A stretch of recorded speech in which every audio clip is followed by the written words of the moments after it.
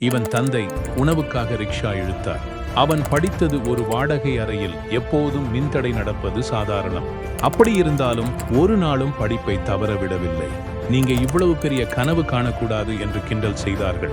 IAS என்பது பணக்கார குழந்தைகளுக்குத்தான், உங்களை மாதிரி வறுமையிலிருந்து வந்தவர்களுக்கு அல்ல என்று சொன்னார்கள். ஆனால் அவன் படித்தான், பயிற்சி செய்தான், மீண்டும் மீண்டும் முயற்சி செய்தான். அவன் புத்தகங்கள் யாரிடமோ கடன் வாங்கியவை, நோட்புக்குகள் நண்பர்களுடன் பகிர்ந்தவை. இறுதியாக தேர்வுக்கு உட்கார்ந்த போது வெறும் தேர்ச்சி பெறவில்லை, சிறந்த தரவரிசையில் வெற்றி பெற்றான். அது கூட கோச்சிங் இல்லாமல், பரீட்சைகள் இல்லாமல், சாக்கு சொல்லாமல். அந்த சுமைச்சட்டியிலிருந்து வந்த சிறுவன் கோவிந்த் ஜெய்ஸ்வால்.